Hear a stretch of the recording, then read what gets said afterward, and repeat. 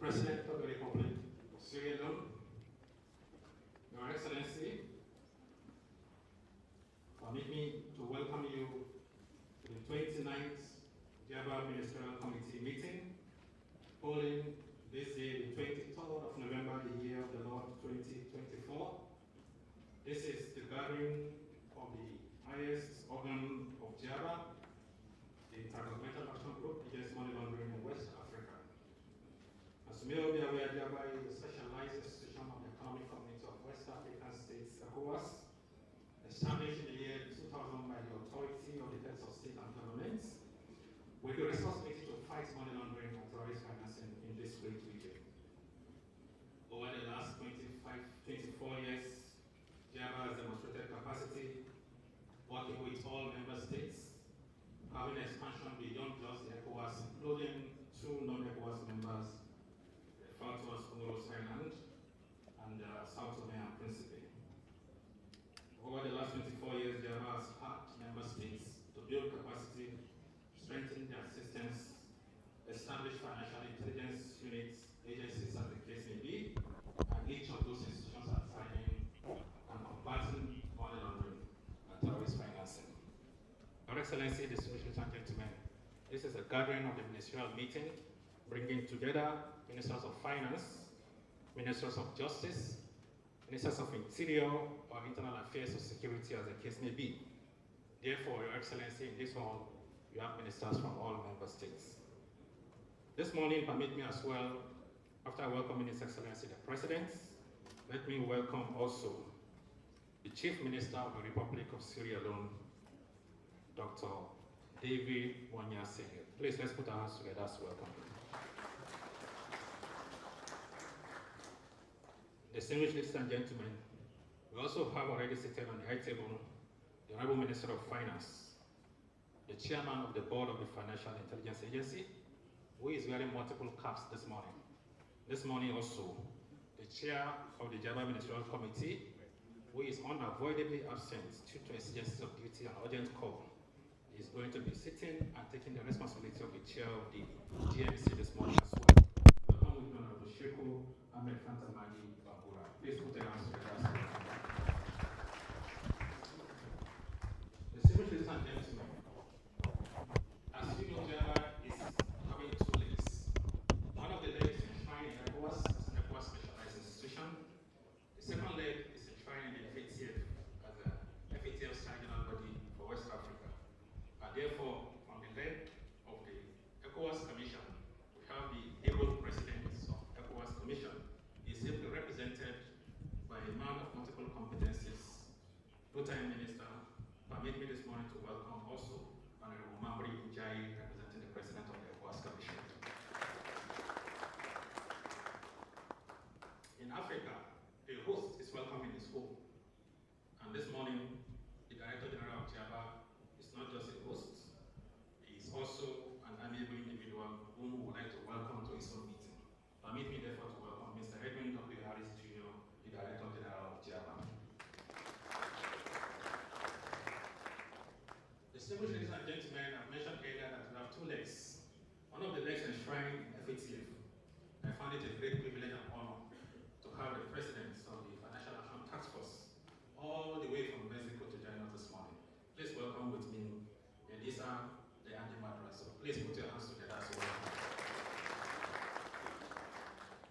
Without much ado, I would like at this point to insist that this gathering have experts, also the ministers from all the member states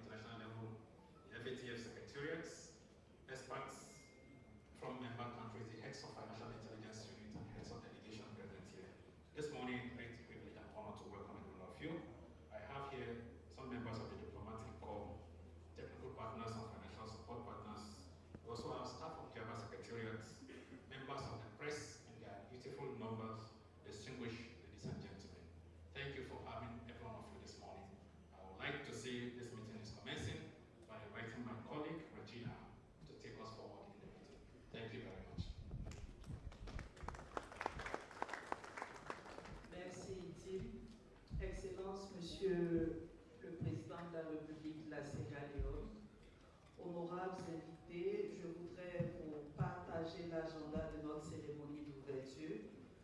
Nous aurons en prélude à cette cérémonie le mot de bienvenue de Monsieur le directeur général du JABA, Monsieur Edwin Harris Jr. Suivra l'intervention de Monsieur le ministre des Finances, Monsieur Cheo Ahmed Fantamadi Bamboura. Nous aurons un message d'amitié qui sera prononcé par le président du GAFI, Madame Madrazo. Un message d'amitié du président de la commission de la CEDEAO qui sera partagé par son conseiller spécial. Et le discours d'ouverture qui sera délivré par son Excellence le Président de la République.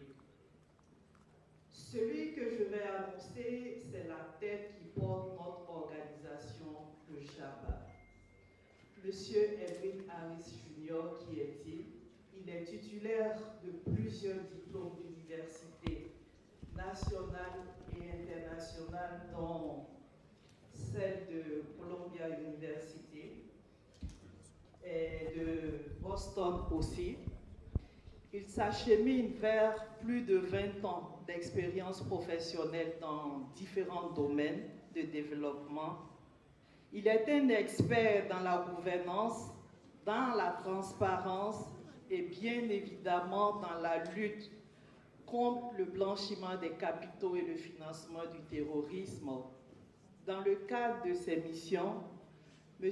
Edwin Harris Jr. a également été directeur général de la cellule de renseignement financier du Libéria. Il est diplômé aussi de plusieurs instituts de formation et il a des certificats dans le domaine. Il est arrivé à la tête du JABA le 1er août 2022. Il a eu à conduire des chantiers qui étaient déjà ouverts. Il en a ouvert d'autres. Et nous voulons saluer son leadership qui nous a permis de sortir du plan d'action pour l'efficacité du JABA. Il a bouclé avec les pays, les collaborateurs que vous êtes, le deuxième cycle des évaluations mutuelles. Et avec son équipe, avec vous, il est dans les préparatifs du troisième cycle. C'est sur ces propos que je voudrais inviter Monsieur le directeur général du JABA à livrer son message de bienvenue.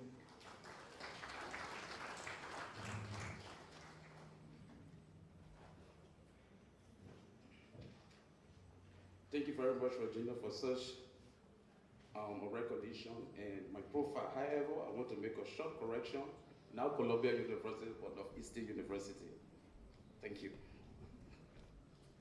His Excellency, Dr. Julius Madiabio, President of the Republic of Sierra Leone, the Honorable Minister of Finance, Republic of Sierra Leone, Chief Minister, President of FATA, distinguished ladies and gentlemen, I want to welcome you to the 29th JABA Ministerial Committee in Freetown, Sierra Leone.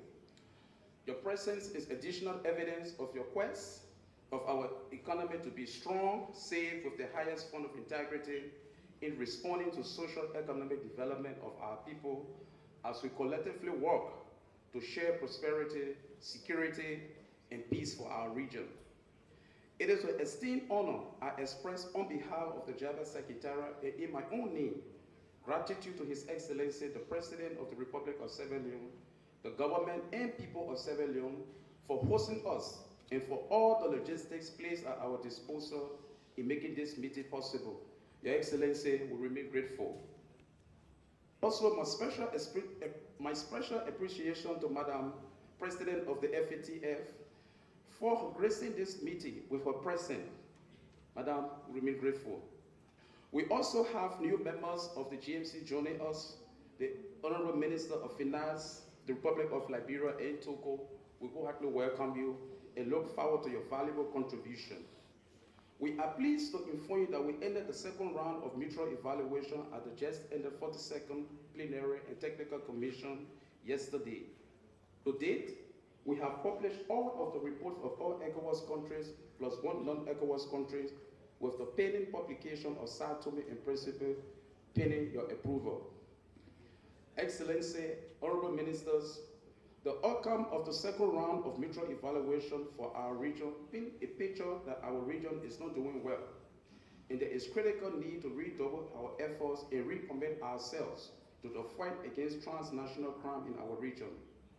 Based on the benchmark of $5 billion broad money now upgraded to $10 billion broad money, 6 of our country made it on the grey list of the FATF, while to date, Nigeria, Burkina Faso, Mali, Cote d'Ivoire are still on the list implementing their action plan. Senegal and Ghana have successfully exited the grey list.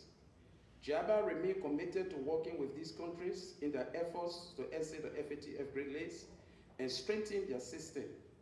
In view of the foregoing, we want to encourage our member states to provide the necessary financial support to the FIUs and all competent authorities in working on remedial action as recommended by the mutual evaluation report. Honorable Ministers, due to the poor level of effectiveness seen among member states during the second round, we embarked on advocacy visit to member states to seek high-level political commitment in improving the MSCFT regime and providing the necessary support to all stakeholders driving the process in their respective countries.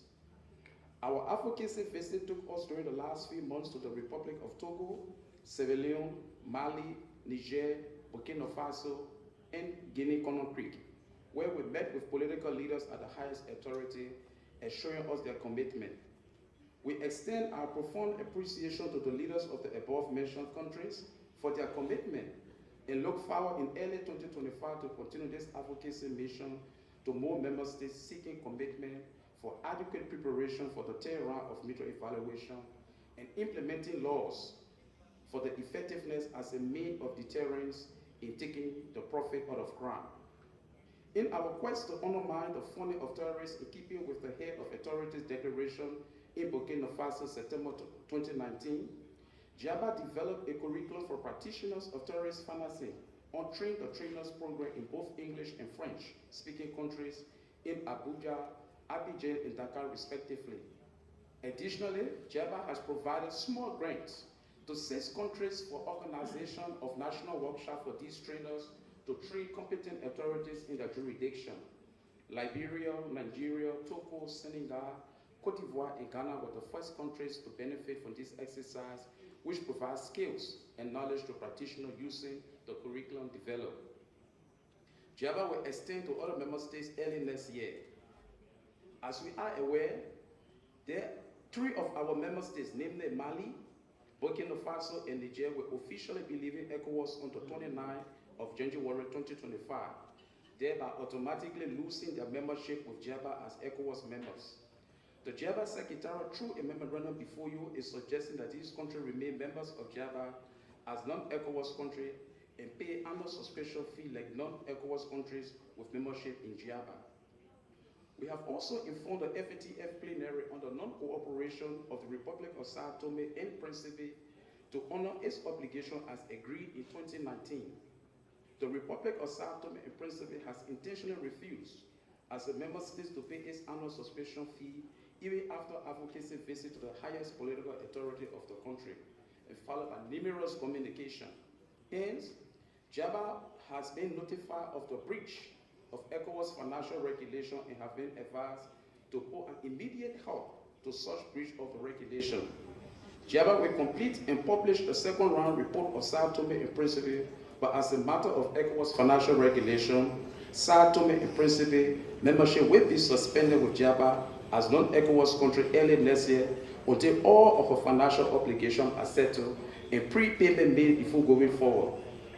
A notification of non-engagement in such breach will be communicated to the authorities of Sao Tome and Principe upon the decision of the GMC.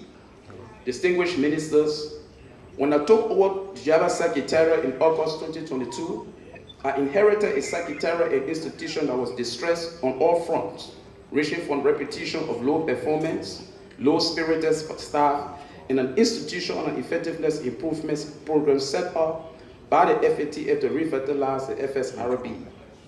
The challenges were overwhelming, and only the cooperation and support from member states and the staff made it possible for the rebranding, reforms that paved the way forward in bringing the institution back to its glorious status and must appears as high-performing, capable, effective, and result-oriented institution.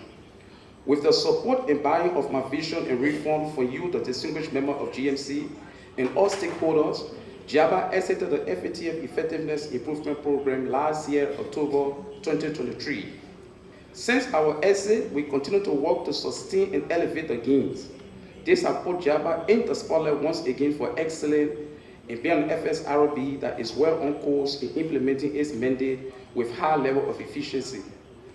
Excellency and honorable ministers, global recognitions for JABA continue to come in as votes of confidence, notably on my appointment on the FATF Steering Group for 3 plenary cycle that ends in June 2025, and City of Senegal as a guest member of the FATF under its guest initiative were bestowed on Senegal. This shows the level of recognition JABA is receiving. Senegal, on its own flair, is to fully participate at the FATF plenary meeting like any other members on the table for 3 plenary cycles. These recognitions show our collective cooperation and work as a region. Distinguished Minister, as part of implementation of the action plan under the defunct EIP, JABA carried out a recruitment exercise in adding to the strength of our workforce. This process was free, fair, and transparent with high level of integrity. A total number of 15 staff were recruited, with 12 staff given letter of appointment and 3 currently before the Auditor General for endorsement.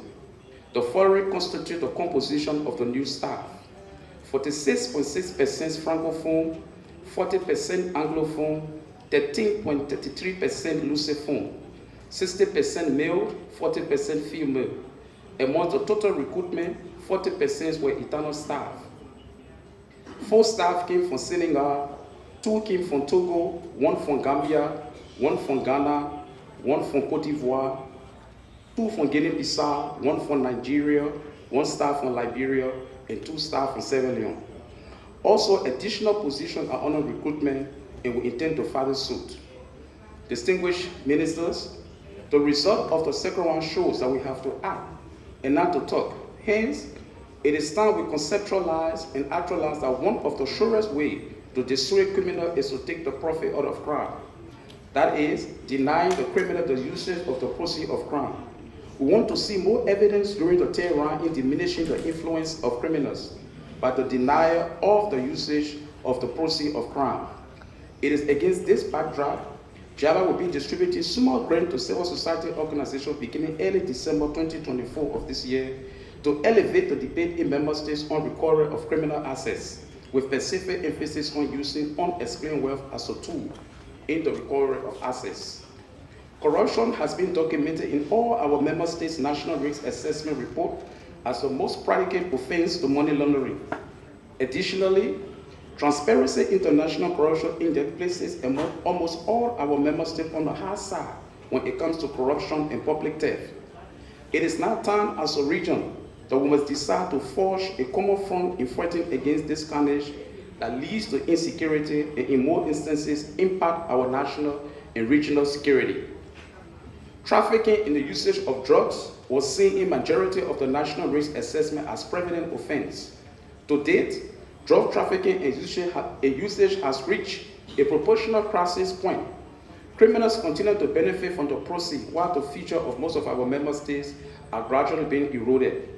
I want to challenge authorities in member states, our sisters organization, the West African Health Organization, WAHU, and the ECOWAS Commission to declare an emergency on this epidemic before it reaches a visible crisis point that will impact our regional security. It also has the proclivity to allow criminals to take over our governance structures. Honorable ministers, ladies and gentlemen, for this 29th ministerial meeting, we present to you documents that solicit your wisdom and leadership as Councillor of JABA. The following will be at your disposal for consideration.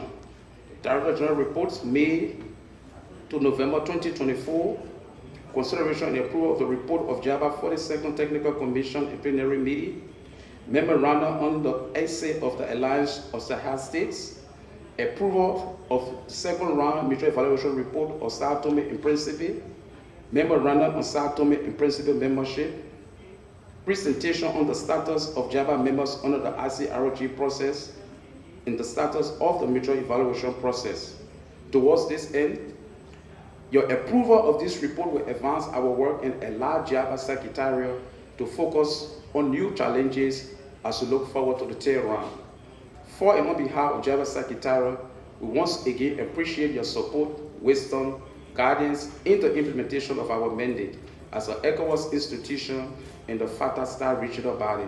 I want to thank you and wish you all a fruitful deliberation. Thank you.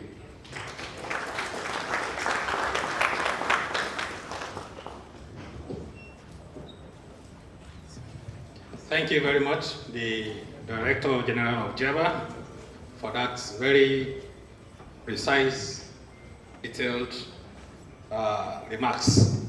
You will have noticed in the speech, he has highlighted a lot of achievements within the very short time that he has handled the management of this institution.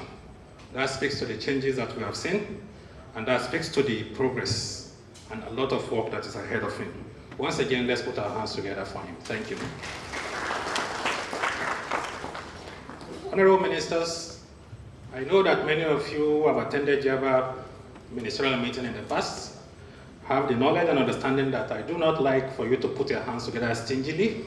I will therefore ask you humbly to generously put your hands together for him.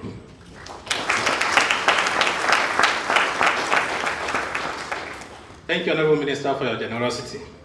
Actually, I've just assisted you.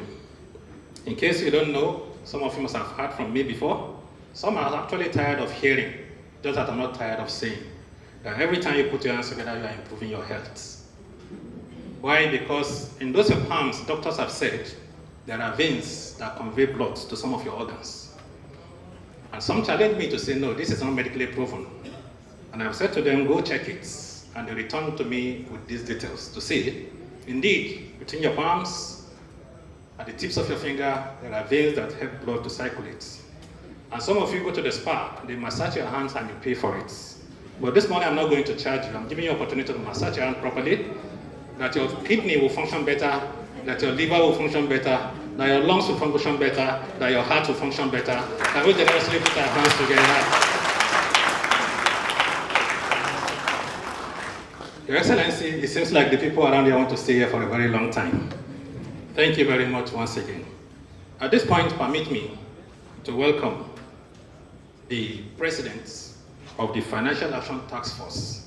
This president is a unique president who just started her tenure some few months ago, but the level of achievement and changes that FATF as a whole has seen within this very short time is unprecedented. I must say our inclusive nature, our commitment is extremely a change to the entire global network in the fight against money laundering and terrorist financing. And there is no surprise as to this achievement, because if you go into her profile, you will see that she has acquired the requisite knowledge in public sector, in private sector, even to the position of a Director General within the agencies of government. She was the head of delegation, she's the head of delegation to the FATF plenary. And if you look at her educational qualification, you understand why these changes and drive is strong. She graduated from the prestigious Harvard Law School with a master's degree, another master's degree from the Kennedy School of Government, also in public administration, and all of this knowledge cumulatively is transforming the FATF. Permit me with this confidence, therefore, to welcome Madam Elisa Leande Madroza, the President of the Financial Action Task Force. Thank you for joining us this morning.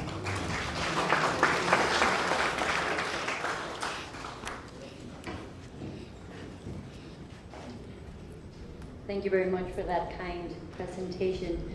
His Excellency, President of the Republic of Sierra Leone, Honorable Mr. Manabayo, Honorable Chief Minister from the Republic of Sierra Leone, Mr. Senek, Honorable Minister of Finance and Chairman of the Board of the FII, Mr. Bangura, Honorable Representative of the President of ECOWAS Commission, Ambassador Niger, Director General of JABA, Mr. Ed Harris, Honorable Ministers of Justice, of Interior, of Security, Attorney Generals, honorable heads of delegations and heads of FIU, distinguished ladies and gentlemen.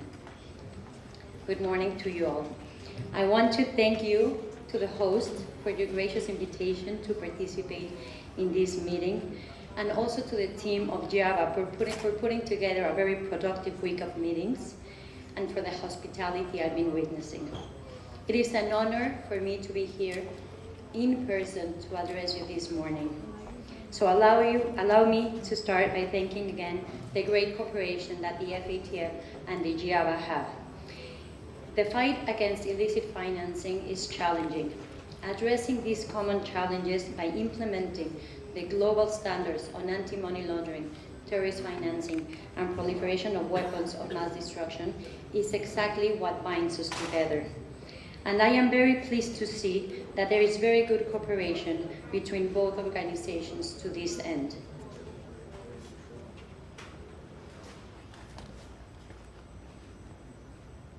It is especially important for me to be here today because within the priorities of the FATF, we acknowledge that the biggest strength of our organization is the global network. You know that this is one of the FSRBs that we have around the globe, 9 of them, and with the FATF, 10 bodies fighting financial crime. And the strength lies in the fact that we acknowledge that we're in this fight together and that we give voice to all members to our table, but also that we come close to you to acknowledge the challenges that you have in implementing the standards and to help you to conduct those tasks. I will be speaking on some of the initiatives that have been launched under my presidency with support of the members to work on this presentation. But just to highlight, Mr. Ed Harris, Executive Secretary of GIABA, is part of my steering group. And in that sense, I benefit from his advice in all steering group meetings where he's present at the table. Also, for the first time, a country of GIABA had a presence in the FATF under their flag in the last plenary, the first one that I chaired, and this was Senegal.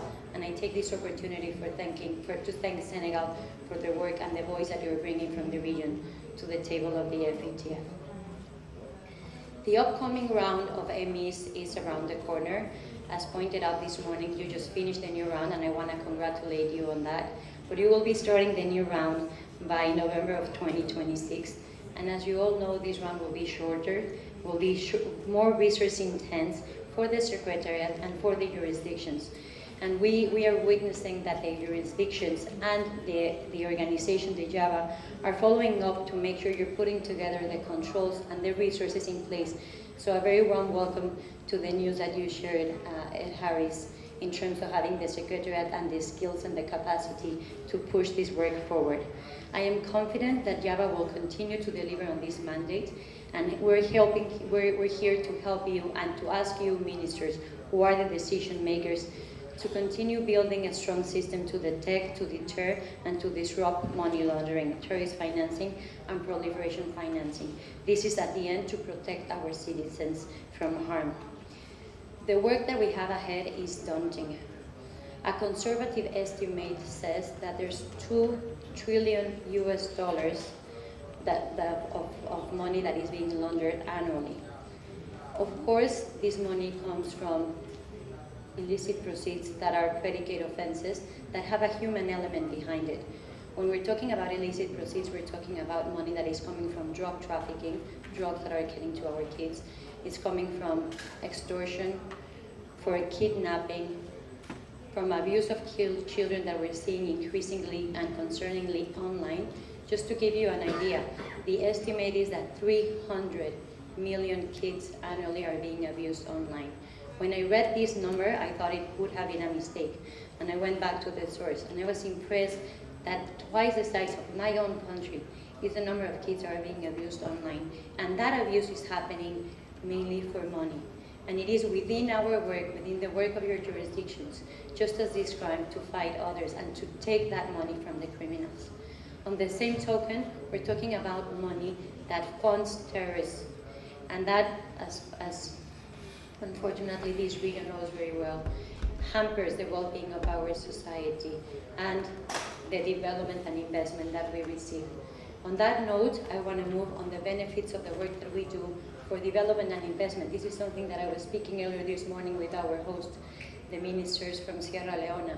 To the extent that jurisdictions have a strong AML CFT system, investment flows because they know that there's public procurement in place, that there's a fight against corruption, that the money that is flowing is clean, is being well invested.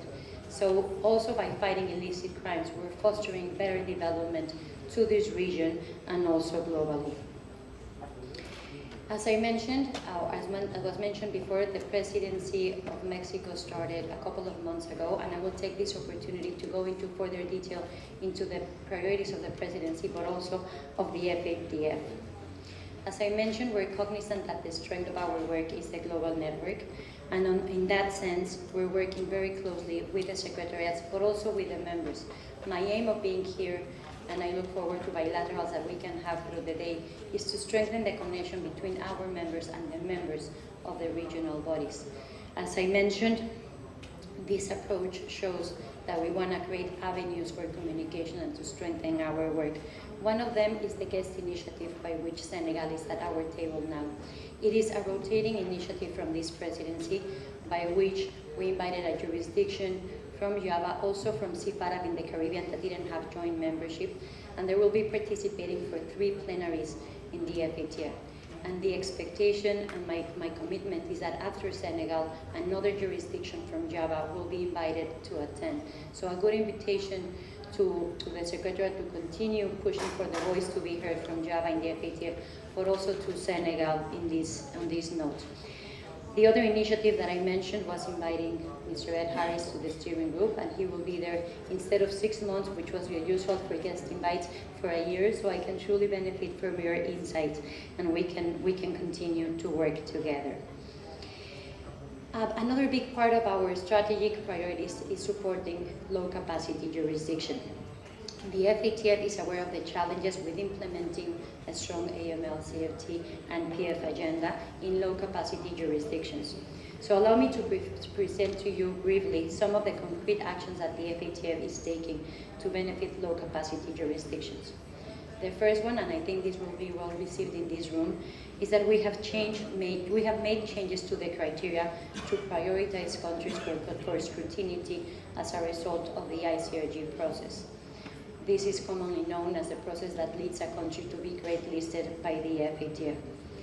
This change is meant to have a better focus in the ICRG on the risks that are posed to the global system, but also to be cognizant of the challenges of low-capacity jurisdictions, and to make sure that those jurisdictions that have those challenges are granted more time during the observation period, and if they fall below the threshold that we are putting, which is 10 billion, according to the list of the IMF, in terms of income, we are gonna not list the country, but work with them under the pool, which we know it.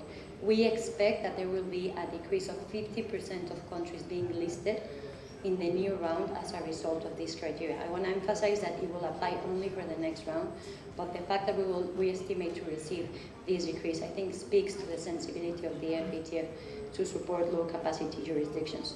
We're also developing guidance to support low-capacity jurisdictions to have effective systems to fight financial crimes, and we would benefit on this point a lot from your input. This is ongoing work, so it's an opportunity for me to invite your jurisdictions to work with us in the development of this work. We're making sure that in all of our project teams, we have spaces for representatives of members of the global network, and we would very much value your insights on this work.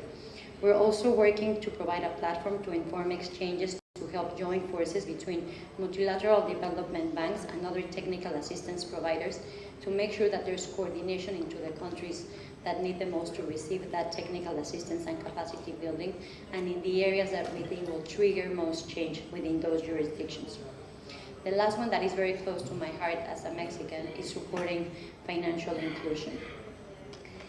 Financial inclusion really allows us to make sure that we're not pushing people into the gray market or into the use of cash, or not allowing them into the regulated system.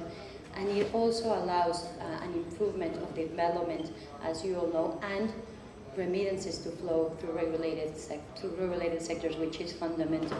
And this is important for development of each individual, but also as a society, and development and growth. We have a public consultation that will allow us to decrease the controls, to have simplified due diligence measures when the products and services have an assessed low risk. So again, an input. And finally, we're also ensuring that the FARA's work is more inclusive by extending invitations to the FSRBs and their members to actively participate in our project teams, as I mentioned. I hope this gives you a view of how concrete actions are being put in place to foster the cooperation with the jurisdictions of the global networks, and in particular with those that do not have joint members such as GIABA. Excellencies, before I conclude, I would like to address an important issue that was mentioned this morning in terms of 3 jurisdictions that are leaving the ECOWAS. While it is important that we tackle illicit finance altogether, and while FATF will always stand side by side by JAVA, we do this in full acknowledgement that JAVA is an autonomous body and it takes its own decisions. So with that said, we have had an update with JAVA, with the Secretariat and the leadership on the latest developments in the region and the decision of Burkina Faso, Niger, and Mali to leave ECOWAS. FATF is conscious of the consequences of this decision and what it could have for these countries if they are not part of one of the regional bodies and the efforts to curb illicit finance. Against this backdrop, however, we recognize the strong efforts by Burkina Faso and Mali that they have put in place to meet their action plan in the ICRG. I am told that they are respectively 92 and 95% within their action plan, so very close to finalize it. And I also want to acknowledge that there is ongoing political commitment towards AML-CFT from these 3 states.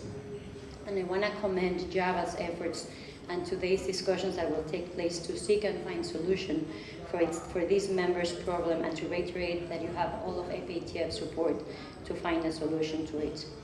To close, if you allow, I would like to borrow one of your words, Mr. President, that you had in the UN General Assembly in September of this year, based on an African proverb that says that 2 hands do not wash themselves, but they wash each other.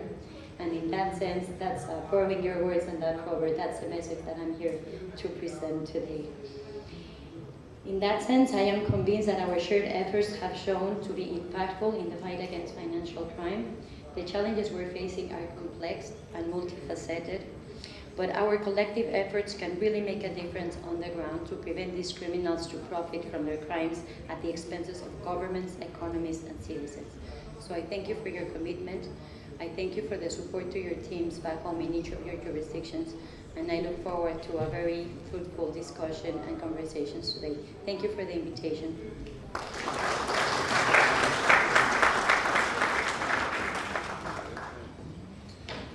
Thank you very much. The President of the Financial Action Task Force, she eloquently delivered a speech. Sometimes I looked into it and thought she was a broadcaster. Thank you very much for that excellent and wonderful speech, which highlighted very key important aspects of this discussion, particularly working together as one. And indeed, that African proverb speaks about Africa, our communal nature, our unity, our ability to work together. Once again, thank you very much, President, for that speech. Let me, at this point, kindly recognize, permit me, Your Excellency, to welcome the Chief Justice of Sierra Leone, my Lord Justice Nicholas Brown-Mackey. Thank you very much, my Lord, for joining us this morning. Thank you, sir. I'm going to be inviting the Honorable Minister of Finance, but before inviting him a few days ago, I was just reading the news and I saw something that caught my attention. It says, the International Monetary Fund, IMF, commend the government of Sierra Leone, and that caught my attention. Really, do we have commendation from IMF, particularly in Africa? And I said, no, this is a news I must read. Going through it, it said, for the sustained reform and its momentous achievements and effort at improving microeconomic conditions in the country. For me, this commendation said, the first thing to look at, what is the Minister of Finance doing in that country? And I went into it, I found that there is strong commitment drive and change to improve the lives of the people. Governance indeed is about the lives of the people. And seated at the affairs of the ministry, of course, this my handsome-looking brother was the face I found. What a privilege to be interacting with him the last few days. Permit me at this point to welcome the Honorable Minister of Finance, the Chair of the Financial Intelligence Agency, and by providence, the Chair of the 29 Java Ministerial Committee. Let's welcome together our friend and brother, Mr. Sheku Ahmed Fantamadi Kalbura.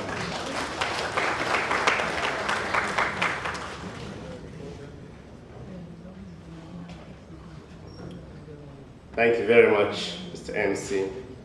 Your Excellency, President of the Republic of Sierra Leone, Brigadier Retired Dr. Julius Maada Bio, Chief Minister, Republic of Sierra Leone, our Lord Chief Justice, Honorable Ministers of Finance, Justice, Internal Affairs, or Interior of Java member states, President of FATF, representative of the President of ECOWAS, Honorable Mambre Njai, Director General of GIABA, my brother, international partners present here, distinguished ladies and gentlemen, on behalf of the government of Sierra Leone, it is with immense pleasure that I heartily welcome you all to Freetown. Freetown is a historic city we are very proud of. For the GIABA Interministerial Committee statutory meeting.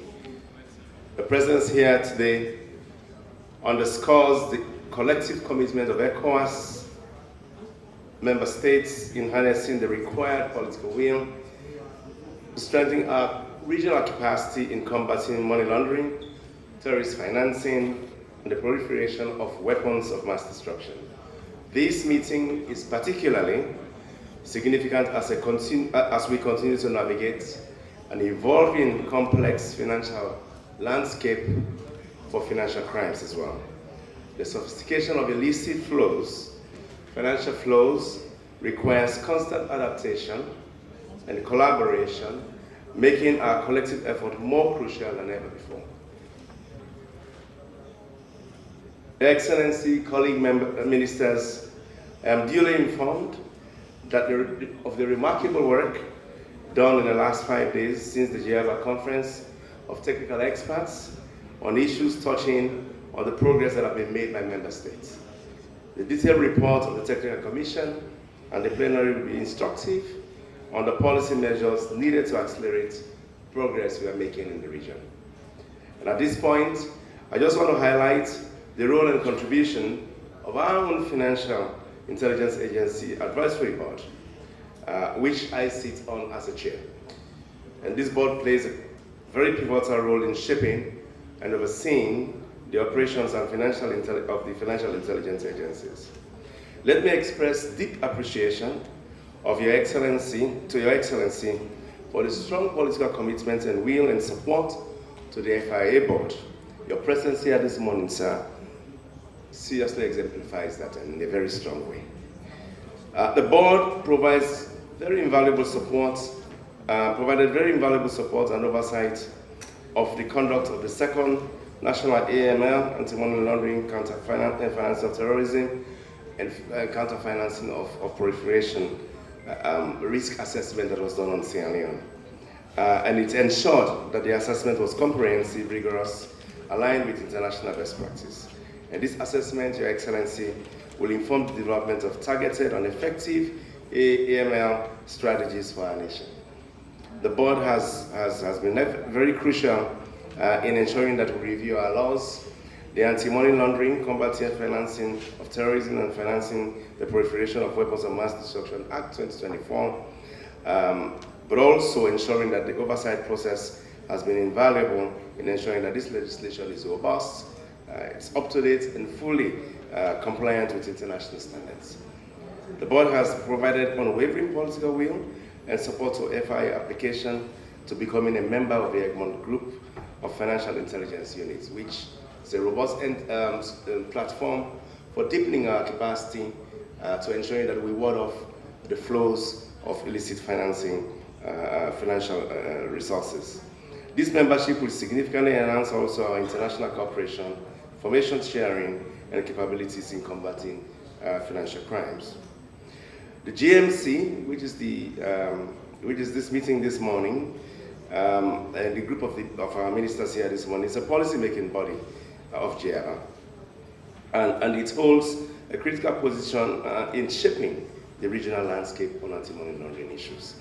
And with the composition of ministers of finance, security, interior, justice, from all member states, this body provides a strategic direction and political support to the necessary success of GIABA elections. This statutory meeting offers also a vital platform for collaboration, dialogue, and sharing of best practices. We will engage in discussion on a range of topical issues this morning, including clarifying the roles and responsibilities of oversight body, ensuring that they have a clear mandate to guide and support EML efforts. Enhancing also communication and information sharing among agencies, making that the oversight body a central point for supporting the preparation for upcoming mutual evaluation processes, which will focus on effectiveness of the regimes, but also integrate the national risk assessment into our own national strategies in respective countries, and emphasize collaboration with stakeholders, including private sector and civil society. This body and these meetings normally help us establish clear performance indicators to assess the effectiveness of all the efforts we make at combating money laundering and the flow of those resources, and ensure that the implementation of all of the reports that are actually approved here will ensure that we are fostering transparency and conduct of independent reviews on a continuous basis to improve our systems in our countries. My colleague ministers, the challenges we face are complex and they will require innovative solutions. So our open dialogue, information sharing, and collective actions are paramount to achieving our common objectives. So I look forward to your active participation in the discussions, your sharing of experience, and contribution to developing comprehensive and effective strategies to combating financial flows that can facilitate crime within the ECOWAS region. Through our combined efforts and unwavering dedication, we can create a more secure and resilient financial ecosystem within our sub-region. Thank you very much. Obrigado. Merci beaucoup.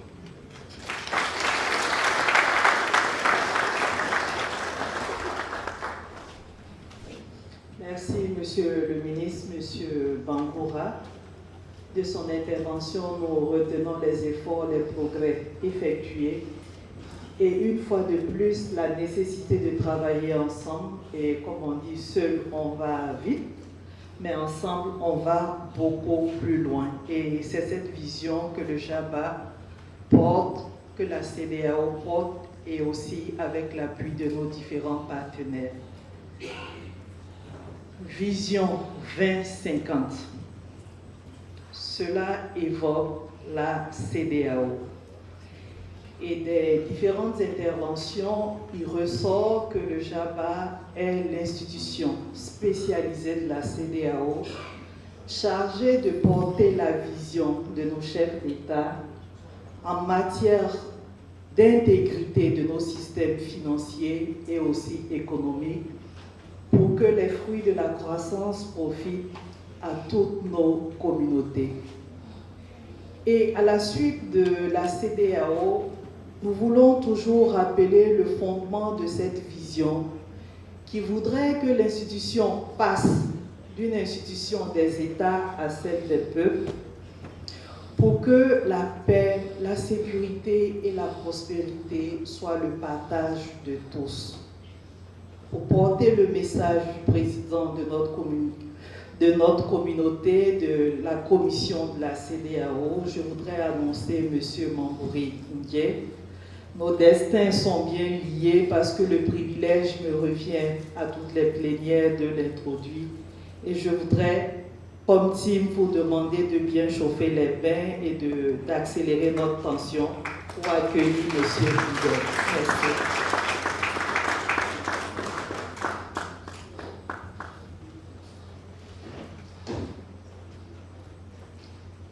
Thank you very much, MC. Mr. President, I was going to keep quiet when the DG rectified Madam MC that he is from Princeton University, not Columbia. With your permission, after I also had Harvard University being mentioned, we have a sibling rivalry among the Ivy Leagues. I just, with your permission, to reinstate the name of the Columbia University, that the Columbia University graduate is also on the high table. Just want to rectify. On another note, Mr. President, as ECOWAS representative, the president at the last IMF World Bank meeting, I always do my best to cover all panel high-level discussions at the World Bank IMF. And I had the opportunity to witness at the global level your Minister of Finance at a panel that it was a real pleasure to have a minister up there delivering information that globally everybody was benefiting. It was such a pleasure that after I said, you know, if I have the opportunities to see the president, I will tell him that you did not make a mistake by identifying Honorable Minister Bangura. I did not only work with him, but I have witnessed him sign at the global level. Mr. President, thank you for identifying him. Your Excellency, retired Brigadier General Julius Maadabayo, the President of the Republic of Sierra Leone, my Lord, the Chief Justice of the Republic of Sierra Leone, Honorable Chief Minister, Honorable Finance Minister and Budget of the Republic of Sierra Leone and Acting Chair of the GMC, Honorable Ministers and their representatives here present, President of FATF, our very dynamic and able lady, you are welcome to the Republic of Sierra Leone, Director General Giaba, distinguished ECOWAS heads of institutions and their representatives here present, members of the diplomatic and consular corps, the press, distinguished ladies and gentlemen. Your Excellency, Mr. President, greetings from your brother and friend, Dr. Omar Aliou Touré, President of the ECOWAS Commission, who could not make it due to last-minute engagements. Permit me to extend a warm welcome to all of you for joining the 29th Giaba Ministerial Council GMC meeting and to reiterate our gratitude to the Director General of Giaba. I would like to acknowledge and thank the authorities of Sierra Leone for the hospitality accorded to us and all the delegations. Excellencies, Ministers, today, Giaba had adopted and published 16 mutual evaluation reports, with last one under the current cycle be approved at this meeting.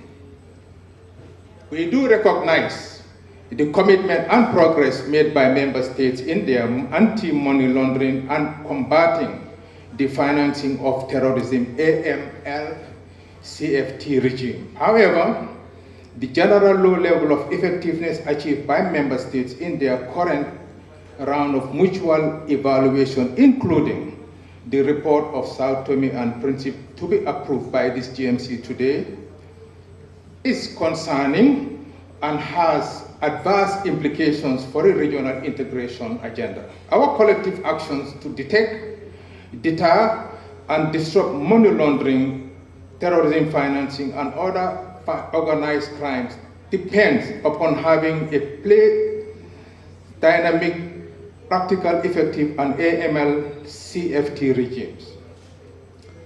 I therefore use this opportunity to call on member states, especially the Giaba line ministers, to continue to take practical steps to effectively address the strategic deficiencies identified in your AML CFT regimes. In particular, the key AML TFT institutions in your country should be strengthened and adequately resourced as we prepare for the next round of GIABA mutual evaluation. In all, Your Excellency, the political will and commitments are critical for harnessing our national resource towards effective AML CFT implementations.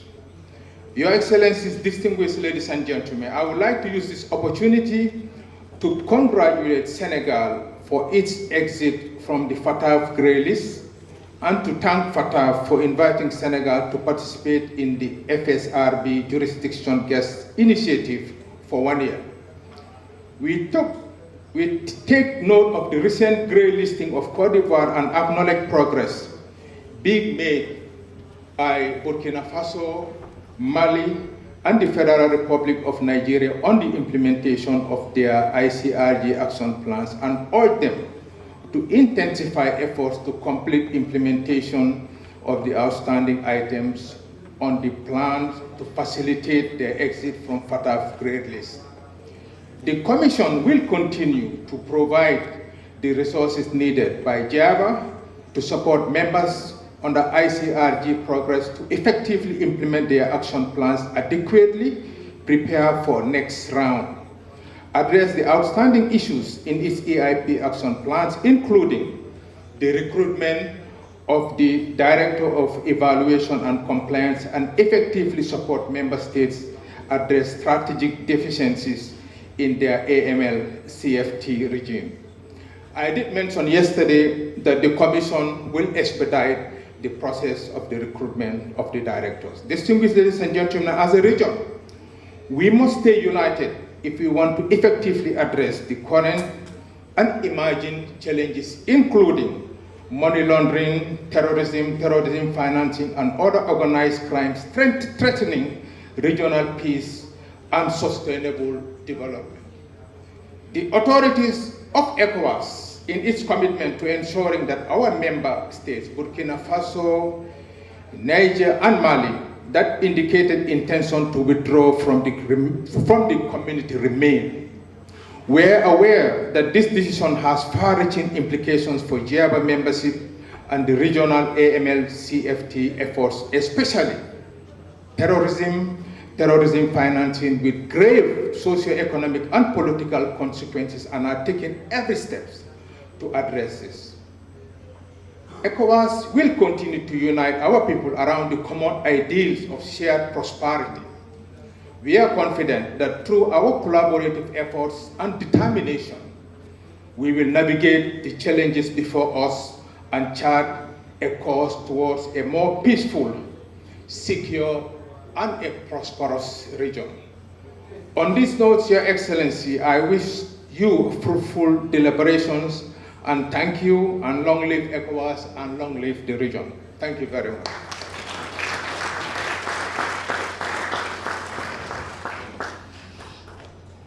Thank you very much once again. The chair of this great committee has mentioned a lot of things, particularly when he gave his speech. Now, following that, the president of the ECOWAS Commission has cleared the rivalry between Princeton, Columbia University, and the Harvard University. Thank you once again for the commitment demonstrated by the President of the ECOWAS Commission, whom you have always been part of this process. Distinguished ladies and gentlemen, Your Excellency, Mr. Njaye has been part of GIABA for a very long time. Like I mentioned earlier, he was a two-time Minister of Finance, and one of the ministers that never missed GIABA Ministerial Committee when he was a minister. And today we are proud again to have you in our midst. Once again, thank you very much. Though I did not ask you to put your hands together, but having understood the importance of doing that, I think you are doing that on your own volition. Before I invite His Excellency the President, the rivalry did not end because this President is a Democrat. And in this country is referred to as the father of democracy.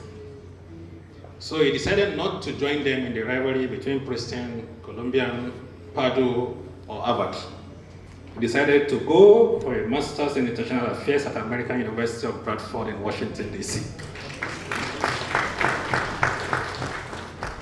Because he's a Democrat, he also decided that there is need to abolish, even in this country, capital sentence. Because he's a Democrat, when he took over as a military government, he set a record. Between 2 months and 13 days, he conducted an election and handed over to a democratically elected government.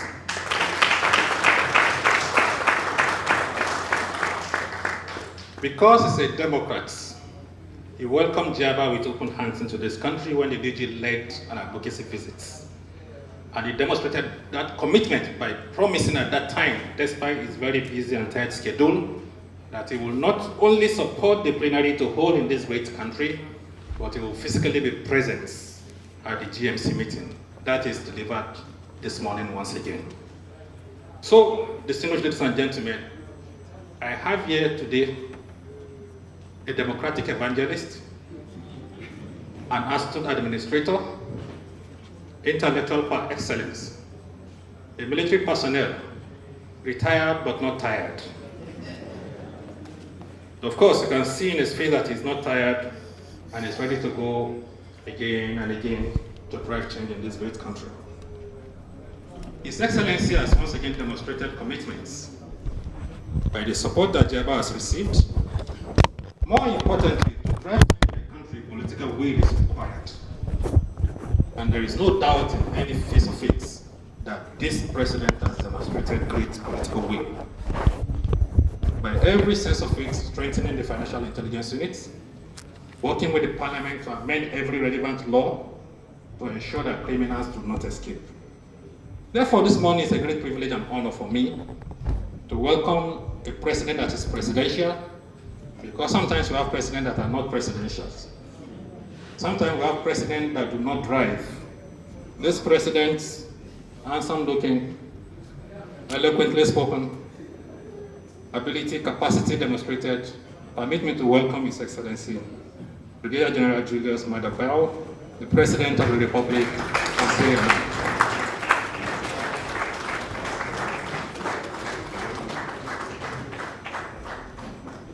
Thank you very much. Let's sit down, please.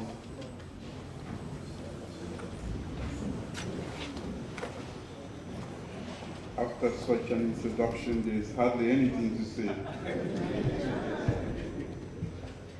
But let me start by with my greetings. The Chief Minister, the Honorable Chief Justice, Honorable Ministers of Finance, Justice, Internal Affairs, Interior of Jiaba Member States, Director General of Jiaba, the President of the Financial Action Task Force, representative of the President of ECOWAS, international partners, distinguished ladies and gentlemen, good morning. Let me welcome you to Freetown, Sierra Leone, and I hope that you've enjoyed the hospitality and warmth of our great people. Distinguished guests, ladies and gentlemen, it is with immense pleasure and honor that I address this esteemed gathering of Jiaba Interministerial Committee. That is the main policy-making body of the Intergovernmental Action Group against money laundering in West Africa. Today, as we convene for the 29th Ministerial Committee meeting, we stand at a very critical juncture in our collective fight against transnational financial crime. The past year has presented both challenges and significant progress in our shared objective of strengthening measures on anti-money laundering and combating the financing of terrorism, proliferation of weapons of mass destruction right across West Africa.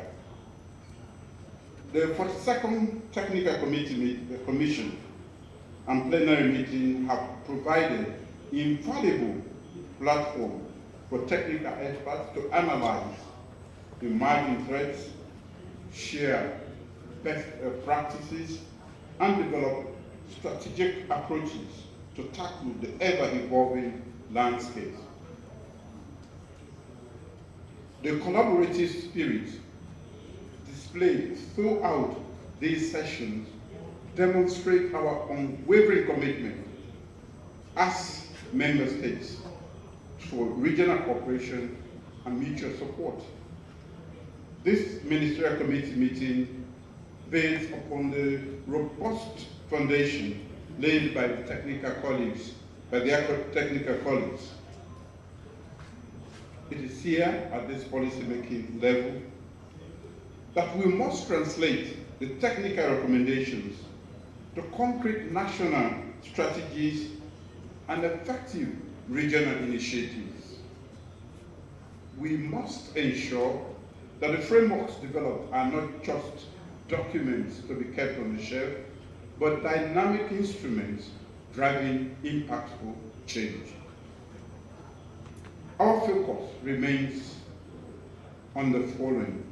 1, continue to review and strengthen our national AML, CFT, CPF laws and regulations, ensuring that we meet the highest international standards.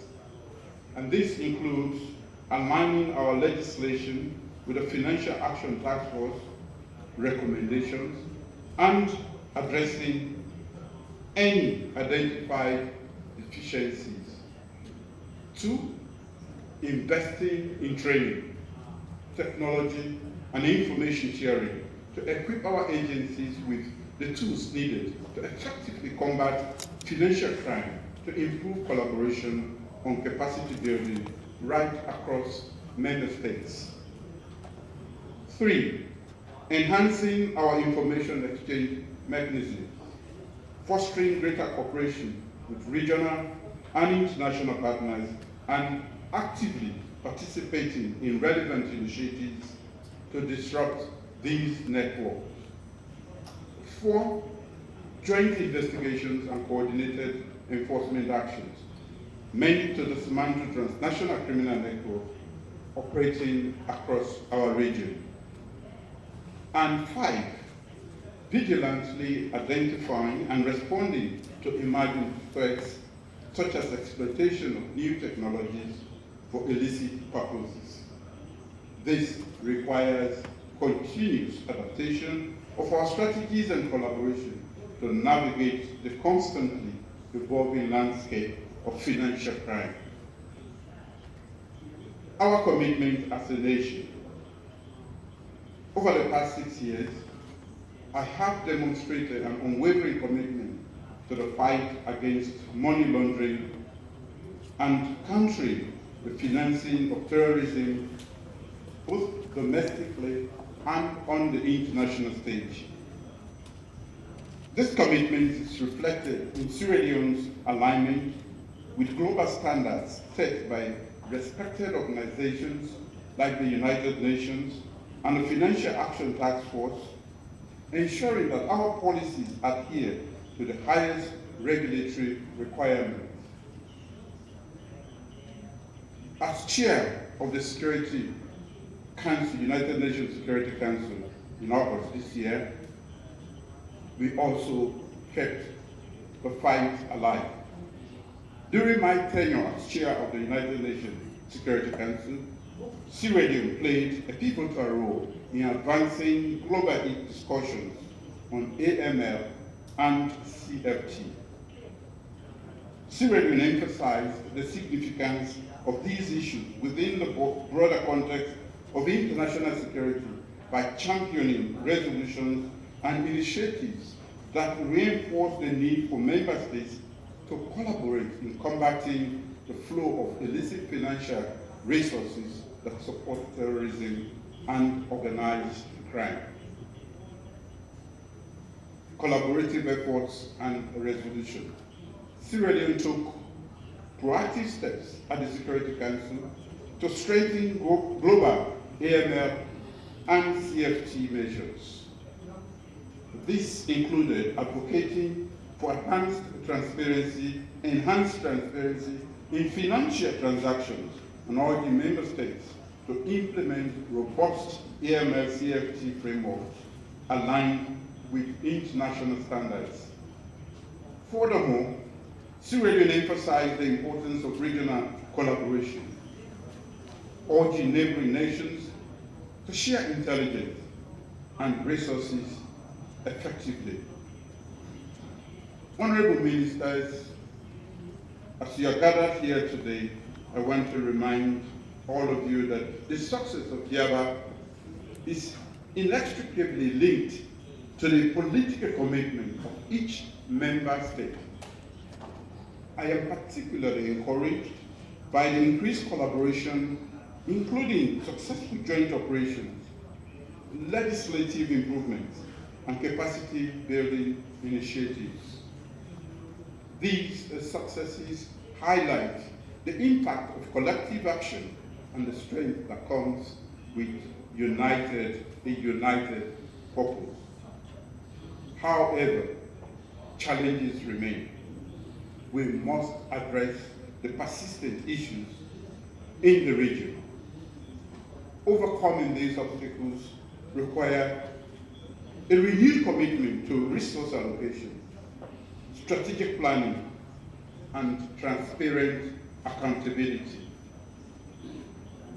I want to close by calling for deeper commitment to collaboration and collective action in combating money laundering, terrorism financing, and proliferation financing.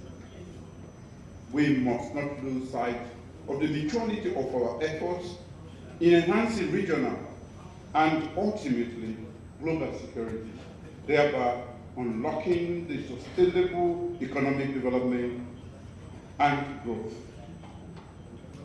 Let us leave this meeting, ladies and gentlemen, with a renewed sense of purpose and a robust plan to guide us forward. I thank you for your kind attention.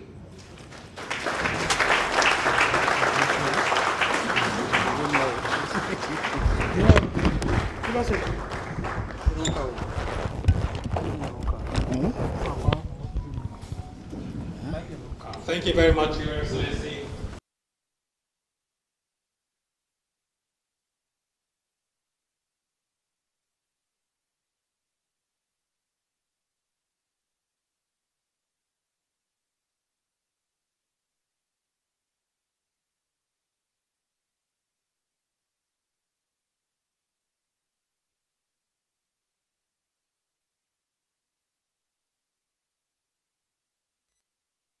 Celebration now get here today. But now you celebrate today. You initiative. You are the first president to make this thing happen. You are the first president.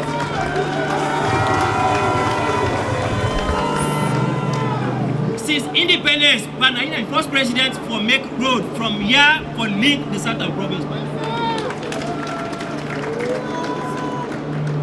But this welcome speech. I just want to give me small time. I recognize people now your government where do find things. Where sometimes you don't know, but if I make you know. But the first person why they recognize, Panaya they recognize. Thank you.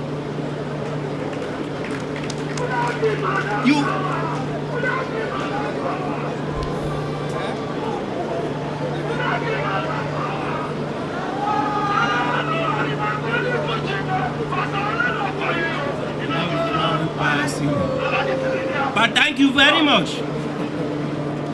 The second person where I go recognize in absentia by the vice president.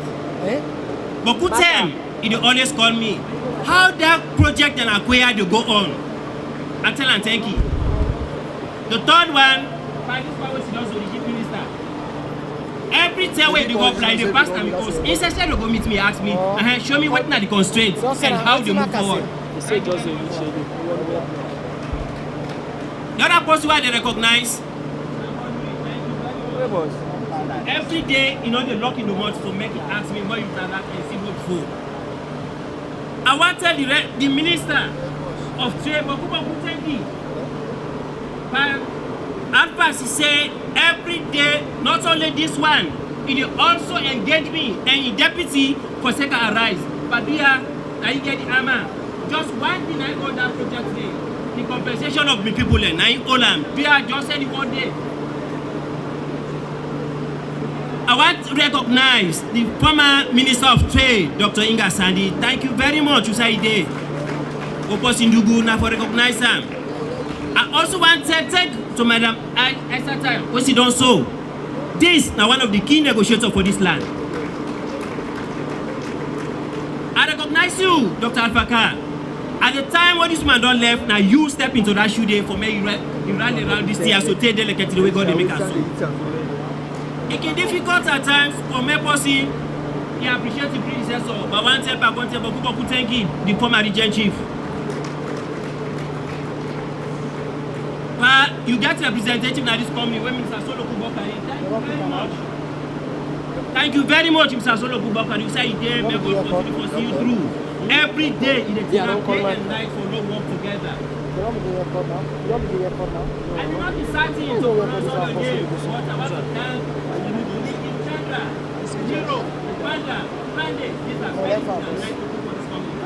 Thank you very much. The Indians say, yeah. Now people like they really show we say they're ready for Kawo Kutui. I appreciate them. But that's why they give me 500 people for making the car work here. I go inform you say no district in this country will not represent for that job day. No tribe, no day. We are not give opportunity for many day. Every single district, even to me colleague parliamentary in the southeast, I tell them I send people to make a work here. I really want to tell Mrs. Coker and man, Boku thank you for giving their hotel for me to do this investigation, this interview we go through successfully. But I really appreciate that day because this is a vision. It says Sierra Leone for unite, for work together. Now that make everybody a call and say una come. Now job opportunity once. But the one thing when they I want to make a member plan. Everybody ask me for just 50 people, a woman there for computer literacy. It might be difficult to forget. So do ya like I put up education, continue for make that human capacity building, more put at a vocational institute them. I swear to God, out of the 500 people there, more than 300 apply for administrative job. How much of his day?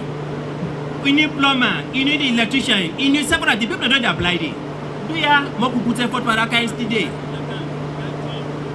So do ya on behalf of the family, the wife, the Koya people and Kotloko districts as well as the people of this country, do ya be the beguna?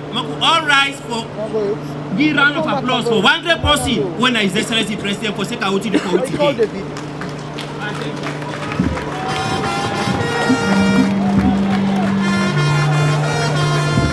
Thank you.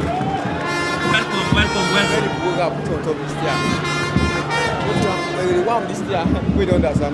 Thank you very much, Paramount Chief. You don't show say you observe the people the way they work. And when they work with you as well. But after the Paramount Chief, as chairman of education and also regional minister for this region, a regional chairman for our national party, I want to welcome you to the Northwest region and Koya in particular. You are all welcome.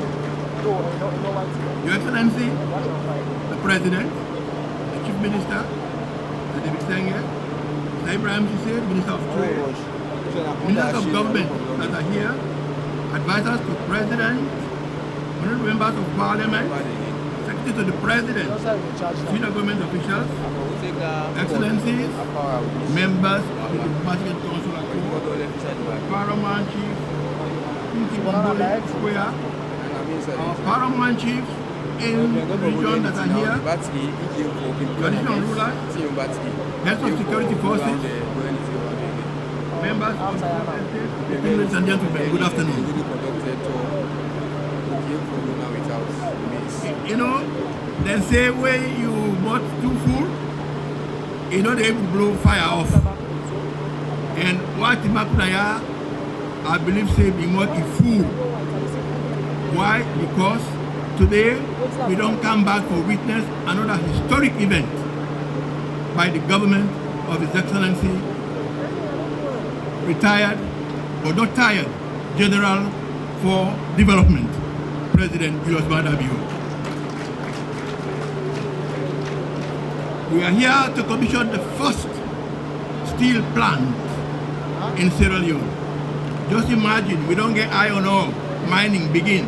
In 1932, we never had any one of them. We say, we really care iron, we will belt and for now, we do something like that. This is the first time this president say, no, we get for stop and start to do things for ourselves now. We want to country. This Songo is in Poloko district. Potloko district. Potloko district. I'm calling you several times because we all know what I mean. Not too long ago, Arise, we launched where the president, he don't give me a school for girls for the first time in Poloko district. The president, he don't give me the new airport, the 100-bed hospital, the mining company, Kiho, Manampa Mines. Today, they are paying surface rent in billions to the chiefdoms concerned. This was not happening until they came to power. And today, it is being announced when they do it, so everybody knows that they don't get any kind of money that day. So, President, me Poloko people, I get for calling that back. I get for calling that back. This company work on it today for come launch. If they can begin make iron, steel, rods, pipes, wire mesh, nails, etc. Oxygen and nitrogen will be produced here as well. And that's how when they can produce, not only for we, they are going to export as well. So we have a double-edged gain. When we export, we get foreign exchange, which we need. When we buy from here, we save the foreign exchange, we would have taken for go buy Yanda Ebre and come back. Thank you, Mr. President, for this will happen. We can see foreign exchange for order, iron rod, and so forth. Share sheet order are going to be produced here. So when they buy the Naira now, we save with foreign exchange. And then when we export, we get foreign exchange. This is a double-edged game. Thank you, sir. But coming back to it, I feel say we're not for surprise because the president from where kind of power. If they tell we say, me at the bring companies that are credible to work in this country. It's not they bring overnight companies. We then come with the basket and then the next morning they put out the basket, they all disappear. They say, no, we're not going to do that one day. This company, we are launching this program today, is in existence for 135 years. So they won't run away because they have credibility. What have multinational steel industry, as I say, it only for 135 years. 135 years. So it is a company that is very reputable. It has several branches in other parts of the world. So the investment they have done here in the first phase alone was $40 to $50 billion. The second phase was $80 to $100 million. The final phase, $140 to $150. The investment in Poloko district. Potloko, where are we? Potloko, I hope we are seeing, we are hearing, and we understand the love where Fabio gets for the district, not to on political basis. And they do them for the love of the country and love of the people. We self get for pay that in return.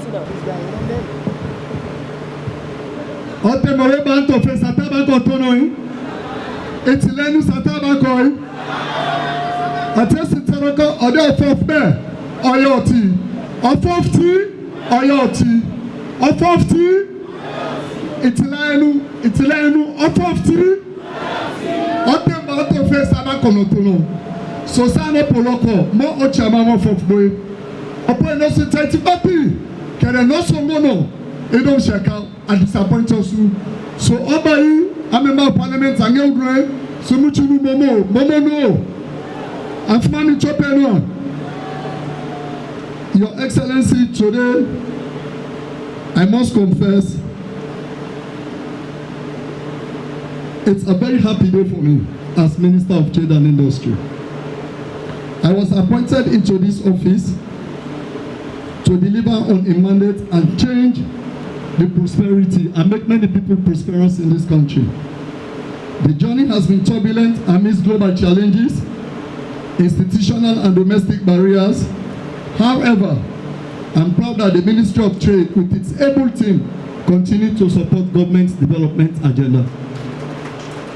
Let me ask my team from the Ministry of Trade and Industry to stand up. The entire team of the ministry, please stand up. Let's give them a big hand.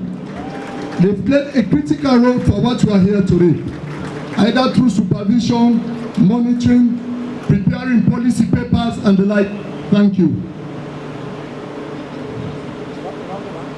Today, we are witnessing the fruition of a dream that started off as a pronouncement by my boss, the president, that Sierra Leone will manufacture its own iron rod. Indeed, it was a prophecy, and today it has happened.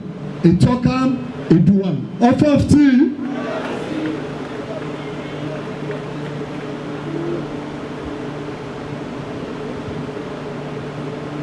The path to development could be difficult, but what is most important that every step is incremental and gradually we ascend to the goal. Your Excellency, sir, distinguished ladies and gentlemen, Sierra Leone is taking steps that are lightening up its way as it progresses under the leadership of His Excellencies. As ministers, civil and public servants, we owe it to prosperity to work and deliver on our roles and mandates. We owe it to our children and grandchildren and to the unborn. We have a sacred duty to make Sierra Leone a better place. Mr. President, you make me minister for a very important and strategic ministry. The ministry that is responsible for generating our gross domestic product. The ministry that keeps the constant flow and exchange of resources between producers and consumers, between manufacturers and consumers, and open up our economy with the rest of the world. Occupying a very sensitive role in this economic transformation of our country, let me report that today our manufacturing contribution to GDP has increased from 9% to 22% since 2018. Under your leadership, sir, over 30 manufacturing operators have been established over the period, cutting across various sectors. This has been driven by prudent structural policies, creating and improving on the business environment, and also making sure that we support SMEs with necessary policies and finances. As we commission Governmental multi-industry into full operational mode, the economic impacts are significantly positive. On a full-scale industrial operations, Governmental multi-industries we have estimated to save this government over $300 million from import, the equivalent of 376,950 metric tons. This is what we are going to save as government. Again, it will lessen the pressure on the foreign exchange.